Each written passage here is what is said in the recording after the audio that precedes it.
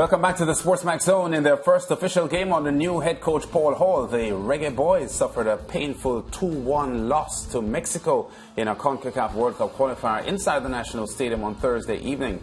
The Reggae Boyz, who played the second half with 10 men, took the lead in the 50th minute but failed to shut out the Mexicans, who scored 2 late goals to snatch all 3 points. With the loss, the Reggae Boyz now need a miracle to reach Qatar. The Zone team was at the National Stadium and prepared this report.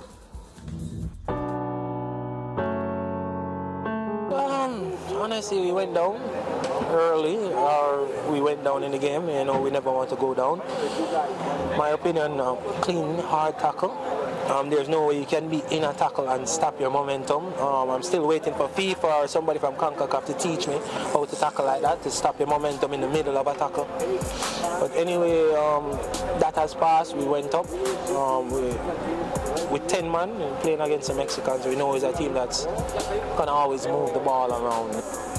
The road to Qatar 2022 now seems a long, rocky journey, with the destination appearing more and more out of sight.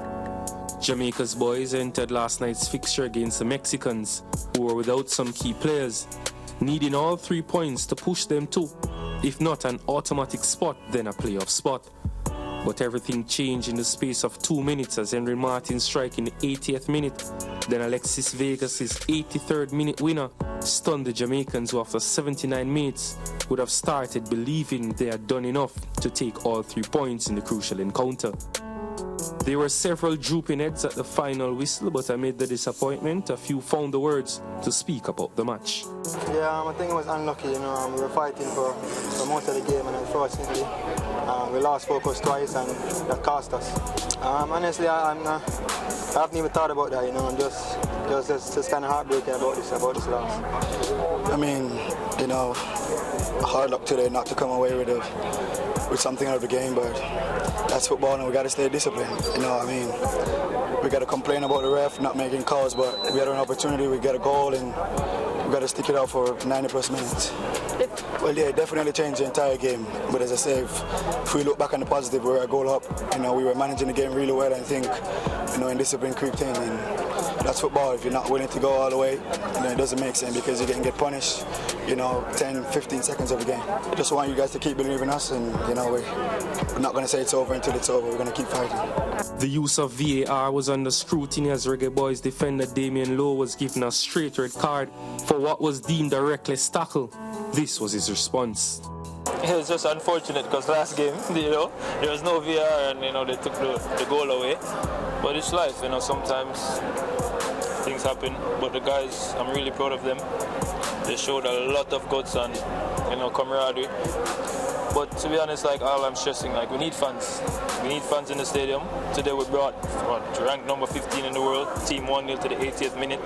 If we had fans in the stadium again, we would have won the game because the guys were playing well, they were defending well, they were fighting hard. We had fresh legs coming in, but we just needed that extra push. And, you know, all week for 2-3 weeks, I've been pressing, tweeting on social media like, hey, just give us even 100 fans. You know, just a little push when the guys get tired and slumped. You know, it would have gotten us the victory today. Head coach Paul Hall, who played in the team when the Reggae Boyz made their first FIFA World Cup appearance back in 1998, spoke about the resilience he saw within the camp.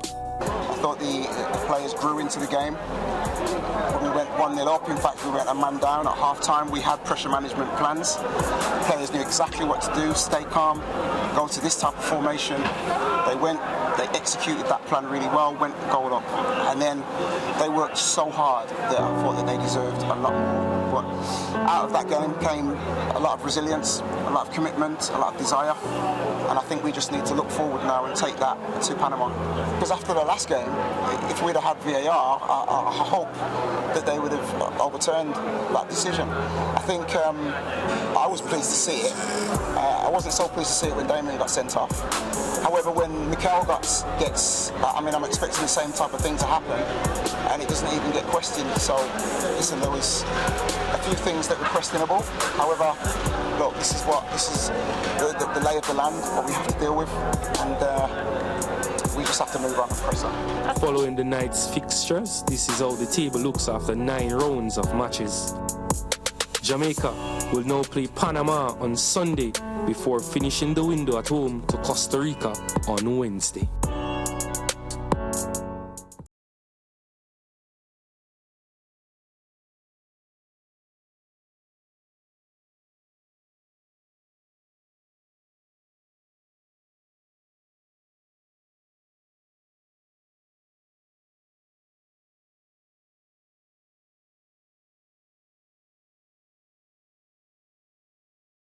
For the Reggae Boys, to be quite honest, when Damian Lowe was given the red card, I said, well, here is a problem now for the Jamaicans to, battle against these Mexicans. But they responded well, took a lead in the game, battled courageously for most of the second half, and to lose the way they did was tragically heartbreaking for them.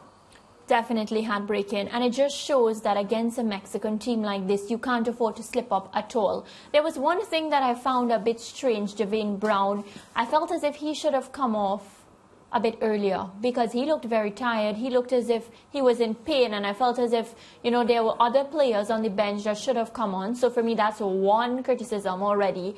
Jamaica, when they lost Damian Lowe to that red card, I also knew that it would have affected the players. And after the game, when we got the opportunity to speak to them, that was one of the questions that I posed to a lot of the players. And they felt as if, just knowing that one of their players, one was out due to a red card and would have to miss, another game and whatnot, it did affect the chemistry and just the way that they felt on the pitch. So, those little things, I would have made those changes. And then, George, the use of VAR, day one. Yeah. I thought we had passed the stage where games like this would be subject to the questionable refereeing, to put it mildly, that we saw in that game on Thursday evening. Had we a full deck, I'm confident we would be talking about a different result tonight. And I'm confident that we would have kept those hopes alive of reaching Qatar. The referee saw things differently. He really ought not to have done so. And as we've said off air, the use of the freeze frame, where the referee is looking at an image at the point of impact, it will always look at the point of impact when foot is on leg or foot is on foot, as if something sinister has happened and that the intent was sinister, that the intention was sinister. I mean, I want someone to tell me a player in the history of football who tackles for the ball with the man on the ball, gets the ball, and then immediately stops himself so that there's no follow-through and that there's no impact with the man who he has taken the ball from. If you can tell me one instance of that in the long history of football, I will go retire and find a place at a monastery and start driving around giving out food packages to those who are less fortunate. I'm just saying that I think affected us significantly. I also want to comment on the treatment of Alvas Powell. And because there are so many idiots who own social media accounts, and you say something and they send it to, and they interpret it so many ways. I have to say this before I go further, that I've never met Alvas Powell. I don't know him. I don't know his. I never met anybody who knows Alvas Powell. I don't see Alvas Powell on the pitch, and he's a Jamaican. Alvas Powell didn't go onto the park as a substitute last evening to make mistakes. He went to help the team. In trying to help the team, mistakes he made were capitalized upon, and Mexico got the victory.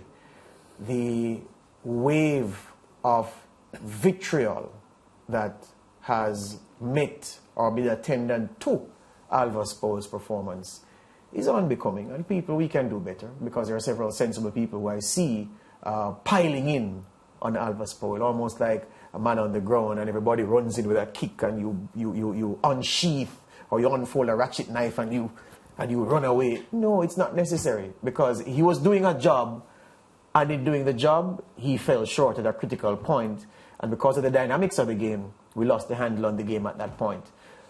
I would agree with us heaping scorn on any player if they went out there and deliberately did a bad job. No, but people acting as if he did. And that's the point I'm making. Alvas Powell went out there to help the Reggae Boys. And in trying to help, he came up short, and those mistakes were exploited. So we should be embracing everybody right now.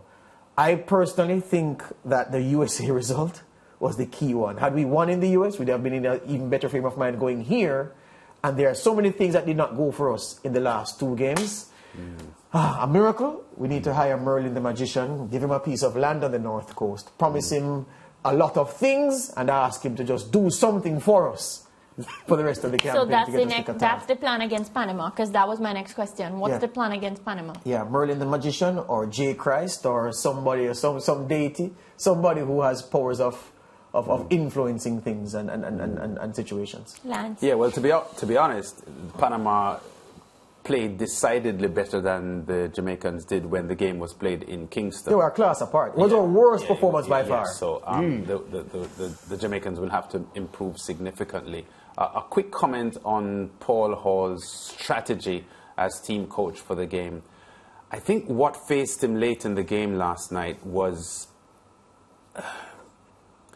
needing to put fresh legs on the field because the players were tired. You mentioned Javane Brown should have come off earlier, but he really was playing well. He was giving everything. Was too tired, Lance. I know he was tired, but then he got hurt, so there was no... Because he was exhausted to the point that he injured himself. I understand that, but I also understand Paul Hall's resistance to substituting him earlier because of how much he was giving. And here it is. It's Alvas Powell that replaced him. And Powell's errors contributed to the defeat. Having said that, I saw Adrian Mariappa warming up on the sidelines as well. So there was a feeling that Mariappa would have replaced Javane Brown and not Alvas Powell replacing Javane Brown. But some of the changes late in the game would have been difficult for Coach Paul Hall. But I think they were necessary to make changes because the team was tired. But one of the things about football and why players have to defend coaches' decisions is that even though the players are tired, they have the feel of the game. They have the pace of the game. So even though they are tired, they have the pace of the game. So fresh players coming on, they may be fresh and maybe physically able to give more, but they don't have the pace of the game. In my lifetime, watching football, if I had got not $1, 10 cents for every time I saw a player at their physical limit signaling to the bench that they wanted to come off, were not substituted and contributed to a victory, I'd be a very rich man right now. Just 10 cents. Yes. So a player looking knackered and wanting to come off, that's not new. That it happens every week. For Alvas Powell now and the change, people say Mariappa.